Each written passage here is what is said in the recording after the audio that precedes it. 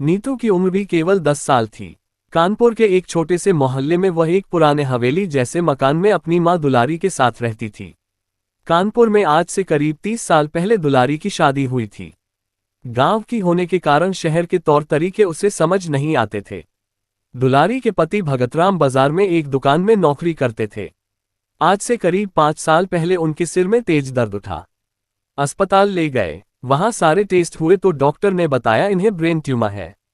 दुलारी की तो जैसे जिंदगी ही बदल गई। घर में रहने वाली देहाती लड़की जिसे बाहर का कुछ पता नहीं था, उसके सिर पर पूरी गृहस्थी का बोझ आ गया। साथ ही पति के इलाज के लिए पैसों का इंतजाम भी करना था। दुलारी ने किसी तरह हिम्मत करके घर से बाहर जाकर काम ढूंढा। 1-2 घरों में उसे साफ सफाई और खाना बनाने का काम मिल गया। दुलारी सुबह जल्दी से खाना बनाकर और नीतू को भगत जी के पास छोड़कर काम पर निकल जाती थी। घरों में काम करके दोपहर को वह घर आती और पति और बच्ची को खाना खिलाकर जल्दी जल्दी 2 निवाले खाकर वापस शाम के काम के लिए चली जाती थी। इसी बीच भगत जी की तबीयत बिगड़ती चली जा रही थी। एक दिन जब दुलारी अस्पताल में भगत जी के पास बैठी तो उन्होंने कहा, दुलारी, मुझे लगता है मेरे जाने का समय आ गया है।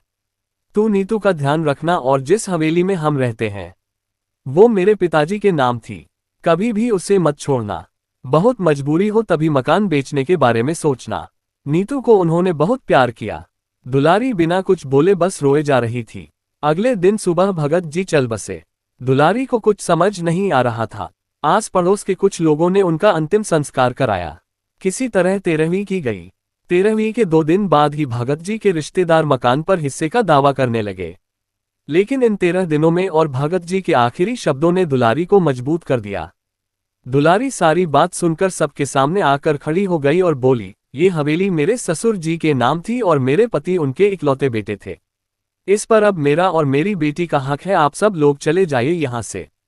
दुलारी की बात सुनकर जो रिश्तेदार उसे सीधा समझकर हवेली लेना चाहते थे, चुपचाप वापस लौट गए। दुलारी सुबह ही नीतू को लेकर काम पर निकल जाती और शाम तक काम करे घर आती थी। वह सारी जिम्मेदारी संभाल रही थी। उसका एक ही मकसद रह गया था, नीतू को पढ़ा लिखाकर काबिल बनाना। कुछ दिन बाद दुलारी पैसे इकट्ठे करके नीतू का एक स्कूल में दाखिला करा दिया। धीरे धीरे समय बीत रहा था। आज नीतू 10 साल की हो गई थी। एक दिन दुलारी जब शाम को घर आई तो नीतू ने उससे कहा, मम्मी, आज एक आदमी आया था, ये खत दे गया है। दुलारी ने कहा, बेटा जरा इसे पढ़कर सुना, मुझे तो पढ़ना नहीं आता है। नीतू ने लिफाफा खोला और बोली, अरे माँ, ये तो इंग्लिश में है। इतनी इंग्लिश तो मैं भी नहीं जानती हूँ। दुलारी ने उससे खत ले लिया और अपने पास संभाल कर रख लिया। अगले दिन वह जिस घर में काम करती थी उसकी मालकिन से खत पढ़वाया। उन्होंने बताया कि तुम्हारी हवेली बहुत पुरानी है, सरकार वहां उसे एक स्मारक बनाना चाहती है। ये सुनकर दुलारी के होश उड़ गए। नहीं नहीं मालकिन, आप इसका जवाब लिख दो, हमें नहीं बेचना अपना घर, हम कहाँ जाएंगे। ये सुनकर उसकी मालकिन ने कहा, दुलारी चिंता मत करो, मैं इसके बारे में पता करूंगी, लेकिन जहां तक मुझे पता है तुम्हें इसके बदले में सरकार बहुत सारा पैसा देगी।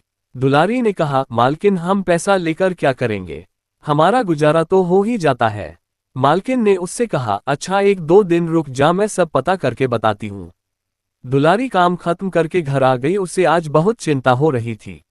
न जाने सरकार कब उसका घर छीन ले, वह कहाँ जाएगी, नीतू का क्या होगा। 2 दिन में दुलारी बहुत परेशान हो गई। 2 दिन बाद उसकी मालकिन ने बताया, दुलारी, तेरी तो किस्मत खुल गई। जानती है इस घर के बदले तुझे करोड़ों रुपये मिलेंगे। इससे तू हमारे से भी बड़ा घर ले सकती है। उसके बाद भी इतना पैसा बचेगा कि तुझे कभी काम करने की जरूरत नहीं पड़ेगी। दुलारी को कुछ समझ नहीं आया। उसकी मालकिन बहुत अच्छी थी, उन्होंने सारा काम करवा दिया। दुलारी को बहुत सा पैसा मिला। उसने अपनी मालकिन की मदद से एक घर भी ले लिया। बाकी पैसे उन्होंने बैंक में जमा करवा दिए, जिसका हर महीने ब्याज आता था। दुलारी का सारा काम पूरा हो गया। वह अब अपने नए घर में पहुंच गई। एक दिन वह भगत जी की फोटो के सामने खड़े होकर रो रही थी।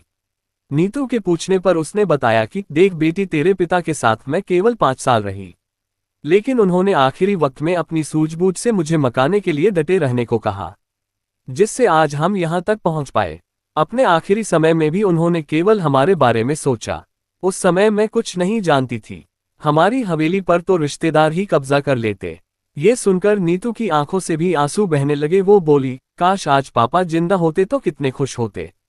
ये सुनकर दुलारी ने कहा, बेटी वो तो अपना काम कर गए। मैंने भी उनका कहना मानकर हवेली को बचा लिया। बस अब उनकी एक और आखिरी इच्छा थी, वो तुझे पूरी करनी है।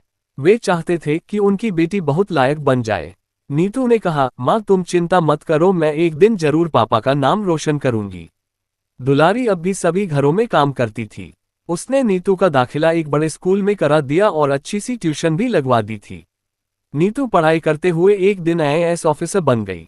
वो उस दिन घर आए और बोली, माँ देखो पापा का सपना पूरा हो गया। तुम्हारी बेटी कलेक्टर बन गई।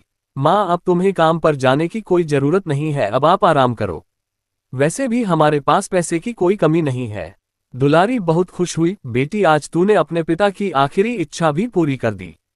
जानती है पैसों की जरूरत तो बहुत पहले खत्म हो गई थी, लेकिन मैं काम इसलिए करती थी जिस काम से तेरा पालन पोषण हुआ, उस काम की मैं बहुत इज्जत करती हूँ।